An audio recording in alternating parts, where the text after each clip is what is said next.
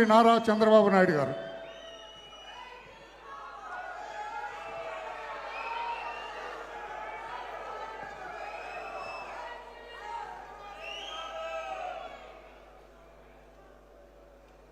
గౌరవనీయులు పెద్దలు మాజీ ఉపరాష్ట్రపతి శ్రీ వెంకయ్యనాయుడు గారు, గౌరవనీయులు నందమూరి మోహన్ కృష్ణ గారు, నందమూరి రామకృష్ణ గారు, ఎన్టీ రామారావు గారి యొక్క మొదటి సినిమా ప్రొడ్యూసర్ అయినటువంటి శ్రీమతి కృష్ణవేణి గారు 102 సంవత్సరాలు ఆవిడ పట్టుదల చూశారు. ఎట్టి పరిస్థితుల్లో ఈ మీటింగ్కి రావాలని పట్టుదలతో రావడమే కాకుండా వచ్చినప్పటి నుంచి చూస్తున్నాను ఎలాంటి డిస్టర్బెన్స్ లేకుండా కూర్చోగలిగారంటే అది ఆవిడ జీవితంలో సాధించిన ఏకైక విజయం, ఒక క్రమశిక్షణ, ఒక పట్టుదల. అలాంటి పెద్దలు శ్రీమతి కృష్ణవేణి గారికి, పార్లమెంట్ సభ్యులు కేసినేని చిన్ని గారు, ఇంకొక పక్కన సినీ ప్రముఖులందరూ వచ్చారు. దగ్గుపాటి సురేష్ గారు, మాజీ పార్లమెంట్ సభ్యురాలు శ్రీమతి జయప్రద గారు, శ్రీమతి ప్రభ గారు, శ్రీమతి శ్యామల గారు, ఆదిశేషగిరిరావు గారు, కెఎస్ రామారావు గారు, ఈ కార్యక్రమాన్ని సమర్థవంతంగా నిర్వహించినటువంటి కార్యనిర్వాహకులు టిడి జనార్దన్ గారు, సహచర మంత్రివర్గ సభ్యులు పార్సారథి గారు, గౌరవ శాసనసభ్యులు గద్దె రామ్మోహన్ రావు గారు, బోడే ప్రసాద్ గారు, యార్లగడ్డ వెంకట్రావు గారు, శ్రీరామ్ రాజగోపాల్ తాతయ్య గారు, వర్ల కుమార్ రాజా గారు, కాగితం కృష్ణప్రసాద్ గారు, తంగిరాల సౌమ్య గారు, ఈరోజు సమర్థవంతంగా ఈ కార్యక్రమాన్ని నిర్వహిస్తున్నటువంటి వర్ల రామయ్య గారు, ఇంకొక పక్కన ఈ కార్యక్రమానికి చేసినటువంటి అతిరథులకు, అదే మరి సభికులకు, ఎన్టీఆర్ అభిమానులందరికీ పేరు పేరున మనస్ఫూర్తిగా అభినందనలు. ఎన్టీఆర్ లిటరేచర్ కమిటీకి మనస్ఫూర్తిగా అభినందనలు. వారు లేకపోతే ఈ కార్యక్రమం లేదు. చాలా సమర్థవంతంగా నిర్వహించారు. వారిని మనస్ఫూర్తిగా అభినందిస్తున్నాను. ఈరోజు ఎన్టీఆర్ వజ్రోత్సవ వేడుక, ఇది ఒక అపూర్వ ఘట్టం. గత సంవత్సరం ఎన్టీఆర్ 100వ జయంతి వేడుకలు జరుపుకున్నాం. సంవత్సరం అంతా కూడా జరిపాం. ఒక్కొక్కసారి ఒక యుగ పురుషుడు పుట్టినప్పుడు ఏ విధంగా చరిత్ర మరిచిపోదో దానికి ఉదాహరణే నందమూరి తారక రామారావు గారని చెప్పి నేను మీకు తెలియజేస్తున్నా. ఒక దేశంలో కాదు, ప్రపంచంలో అనేక దేశాల్లో ఆయన యొక్క 100వ జయంతి ఉత్సవాలు జరుపుకున్నాం. ఈరోజు మళ్ళీ 75 సంవత్సరాలు సినీ వజ్రోత్సవ వేడుక చేసుకోవడం, ఈరోజు మనం అందరం కలిసి మళ్ళీ ఒకసారి మాట్లాడుకోవడం చాలా సంతోషం. ఇప్పటికే చాలామంది మాట్లాడారు. మీరు కూడా బాగా టైం కూడా అయింది. నా తర్వాత కూడా మళ్ళీ వెంకయ్యనాయుడు గారు మాట్లాడాలి. అందుకని నేను బ్రీఫ్గానే మాట్లాడతాను. కానీ ఆ బ్రీఫ్గా మాట్లాడినప్పుడు కొన్ని విషయాలు చెప్పాల్సిన అవసరం ఉంటుంది. ఒక యుగ పురుషుడు అరుదుగా పుడతారు. మనకు తెలిసిన, మనము చూసిన ఏకైక యుగ పురుషుడు నందమూరి తారక రామారావు గారని చెప్పి నేను మీకు తెలియజేస్తున్నా. ప్రపంచంలో ఎక్కడికి వెళ్ళినా తెలుగు జాతి పేరు ఇంటేనే గుర్తు వచ్చే ఏకైక వ్యక్తి ఎన్టీఆర్. చరిత్ర ఉన్నంత వరకు తెలుగువారి గుండెల్లో ఉండే ఏకైక వ్యక్తి ఎన్టీఆర్ అని చెప్పి కూడా నేను మీకు తెలియజేస్తున్నా. అచ్చ తెలుగుదనం, తెలుగువాడి ఆత్మగౌరవం రెండింటికి అర్థం ఎన్టీఆర్. ఒక చిన్న రైతు బిడ్డ నుంచి తెలుగు సినీ చరిత్రలో ఒక ఎవరెస్ట్గా ఎదగడం, 9 నెలల్లోనే పార్టీ పెట్టి ముఖ్యమంత్రి కావడం చరిత్రలో ఎక్కడా జరగలేదు. భవిష్యత్తులో కూడా జరుగుతుందనే నమ్మకం కూడా లేదు, జరగదు. ఇటు వెండి తెరను కానీ అటు రాజకీయాలు ఏలిన ఏకైక నాయకుడు భారతదేశ చరిత్రలో ఒక్క ఎన్టీఆర్ అని చెప్పి కూడా నేను మీకు తెలియజేస్తున్నాను.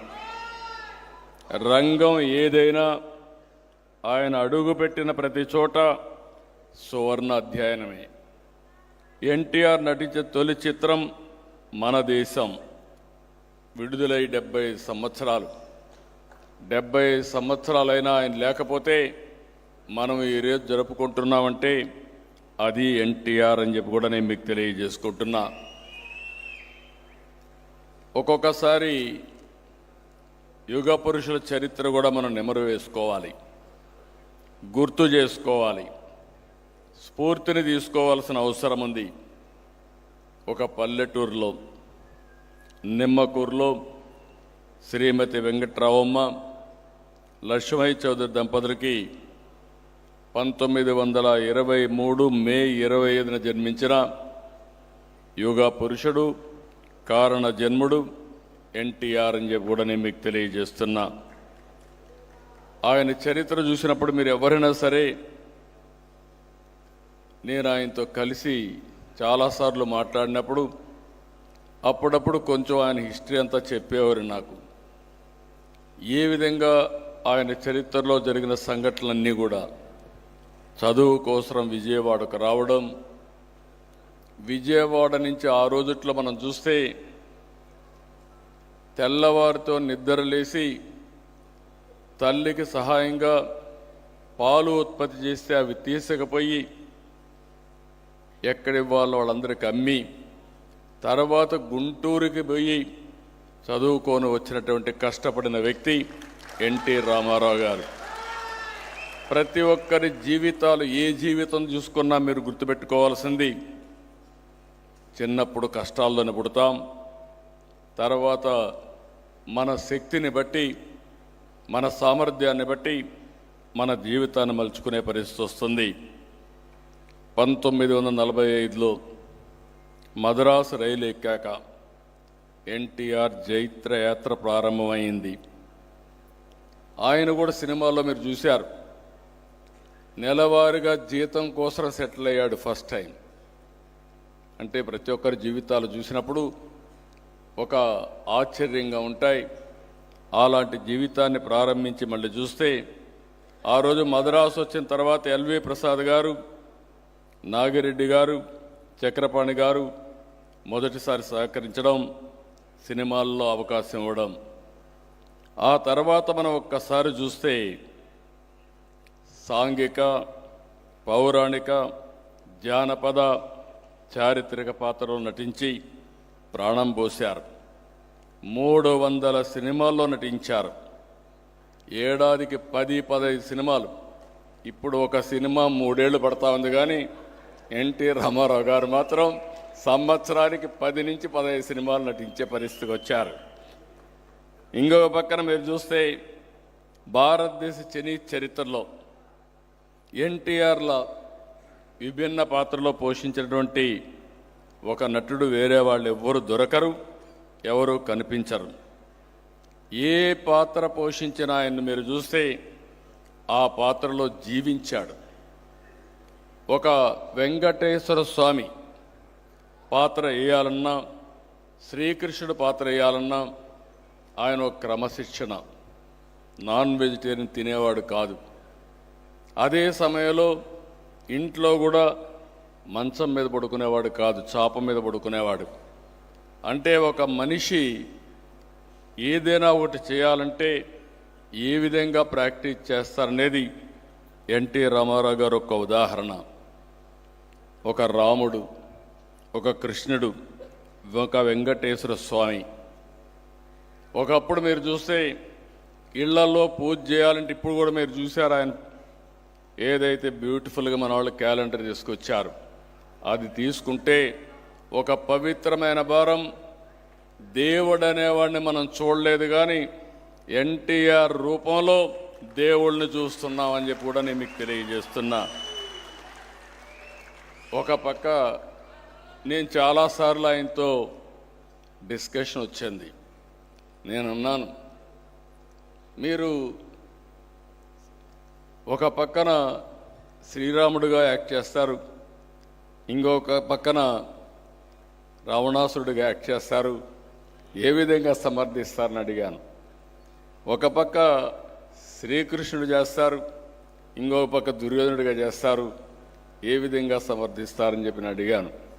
ఆయన అడిగితే ఒకే మాట చెప్పాడు, ఏ క్యారెక్టర్కి ఆ క్యారెక్టర్ డిఫరెంట్గా ఉంటుంది, ఇద్దరు వ్యక్తిత్వాలు కూడా డిఫరెంట్గా ఉంటాయి, విశిష్టమైన వ్యక్తిత్వాలని చెప్పి ఆ క్యారెక్టర్ని జస్టిఫై చేసిన ఏకైక నాయకుడు భారతదేశంలో ఎన్టీఆర్. ఆయన వాళ్ళ క్యారెక్టర్లో ఉండే పాజిటివ్ గుణాలను నచ్చి ఆ క్యారెక్టర్లో రాణించాడు తప్ప ఇంకోటి కాదని చెప్పి కూడా నేను మీకు తెలియజేస్తున్నా. ఇంకొక పక్కన మనం ఒకసారి చూసినప్పుడు ఈరోజు దానవీర సూరకర్ణ 3 పాత్రలు, అదే సమయంలో మళ్ళీ దర్శకత్వం. సినిమా యాక్టర్లు ఎవరు కూడా నిర్మాతలు కాలేదు, కొంతమంది అయ్యారు నిర్మాత, ఎగ్జిబిటర్గా, అంటే ఆల్ ఇన్ ఆల్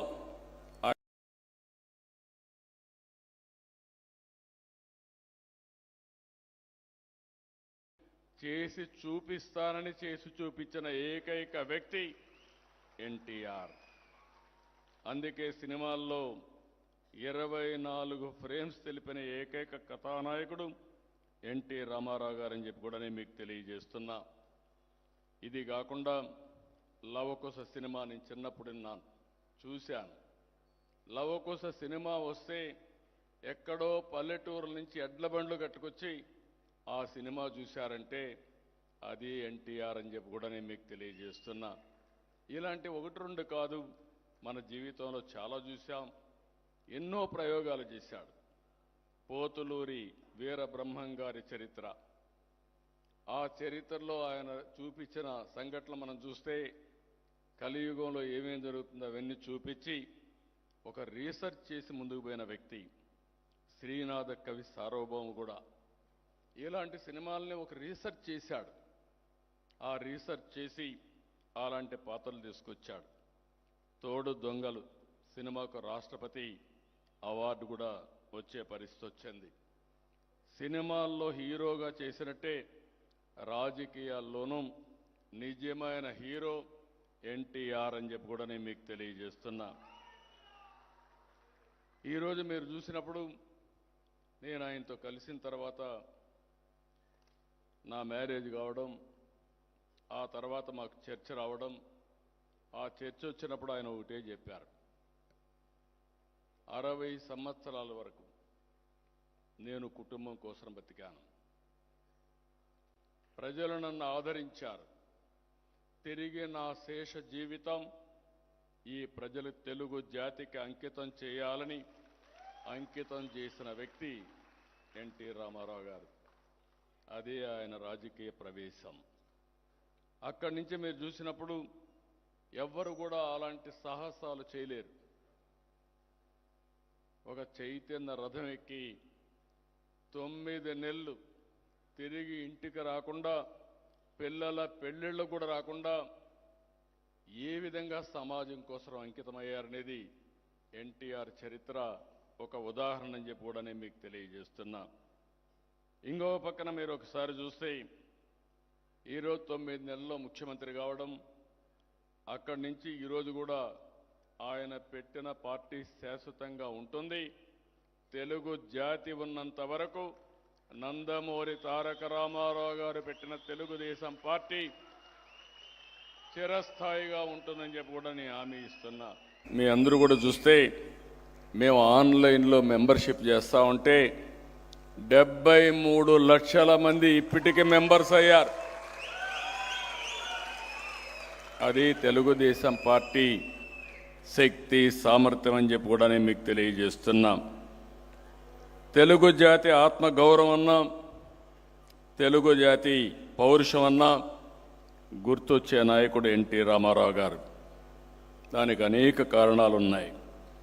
మహిళలకు మొదటిసారి ఆస్తి హక్కు ఇచ్చిన ఏకైక నాయకుడు ఎన్టీఆర్. ఈరోజు ఏ ఆడబిడ్డ అయినా సరే తల్లిదండ్రులు అన్యాయం చేస్తే ధైర్యంగా కోర్టుకెళ్ళి ఫైట్ చేసే శక్తి మీకుంది. మీకు ఆస్తి హక్కు ఇచ్చిన వ్యక్తి ఎన్టీఆర్ అని చెప్పి కూడా నేను మీకు తెలియజేస్తున్నా. అంత మునుపు సంక్షేమ కార్యక్రమాలే తెలియవు. ఎన్టీఆర్ గారు రాకమునుపు మనం చూసి ఎన్టీఆర్ రాజకీయాలకు రాకమునుపు రాజకీయాలంటే ఏదో పరిపాలన, ప్రభుత్వం అంటే పెత్తందారి వ్యవస్థగా ఉండేది.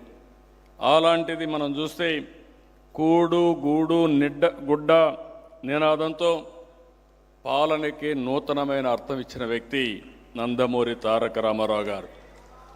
ఫస్ట్ టైం దేశంలో రాజకీయాల్లో మహిళలకు రిజర్వేషన్లు పెట్టిన వ్యక్తి ఎన్టీ రామారావు గారు.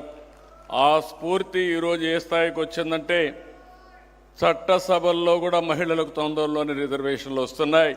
దానికి నాంది పలికిన నాయకుడు నందమూరి తారక రామారావు గారని చెప్పి కూడా మీకు తెలియజేస్తున్నా. మండల వ్యవస్థ తీసుకొచ్చి పరిపాలన వికేంద్రీకరణకు శ్రీకారం చుట్టాడు. స్థానిక సంస్థల్లో ప్రత్యక్ష ఎన్నికలకు శ్రీకారం చుట్టారు. పేదలకు ₹2 కేజీ బియ్యం ప్రవేశపెడితే ఇది ఫుడ్ సెక్యూరిటీగా ఇప్పుడు రూపకల్పన చేసే పరిస్థితికి వచ్చారు. మామూలుగా ఒక ప్రాంతీయ పార్టీ జాతీయ స్థాయిలో ఎప్పుడు కూడా ప్రముఖమైన పాత్ర వహించరు. అలాంటిది మీరు చూస్తే ఎన్టీ రామారావు గారు తెలుగుదేశం పార్టీ పెట్టి ఢిల్లీని గజగజలాడించి అక్కడ పార్టీని ఓడించి నేషనల్ ఫ్రంట్ను అధికారంలోకి తీసుకొచ్చిన వ్యక్తి ఎన్టీఆర్. నాకు ఇక్కడే వెంకయ్యనాయుడు గారు ఉన్నారు. ఆగస్టు క్రైసిస్లో ఆ రోజు ఎన్టీ రామారావు గారిని దించేస్తే వెంకయ్యనాయుడు గారు వీళ్ళందరూ వచ్చి 30 రోజులు వెంకయ్యనాయుడు గారు రోడ్ల మీదకి వచ్చి మళ్ళా ఎన్టీ రామారావు గారిని ముఖ్యమంత్రి వరకు కృషి చేసిన వ్యక్తి వెంకయ్యనాయుడు గారు అని చెప్పి నేను మీకు తెలియజేస్తున్నా. ఆల్ అపోజిషన్ పార్టీస్ని కూడగట్టిన వ్యక్తి. నాకు చాలా సందర్భంలో చూశాను. మా అందరికంటే వెంకయ్యనాయుడు గారిని ఎన్టీ రామారావు గారు ఎక్కువగా అభిమానించేవారు. అంత అభిమానంతో ఈయన యొక్క సమర్థతో ఆయన ఎప్పుడు కూడా అలాంటి అభిమానం చూపించే పరిస్థితికి వచ్చారు. ఈరోజు జాతీయ భావాలతో ఒక ప్రాంతీయ పార్టీని నడిపిన ఏకైక నాయకుడు భారతదేశంలో ఎన్టీఆర్ అని చెప్పి కూడా నేను మీకు తెలియజేస్తున్నా. ఇంకొక పక్కన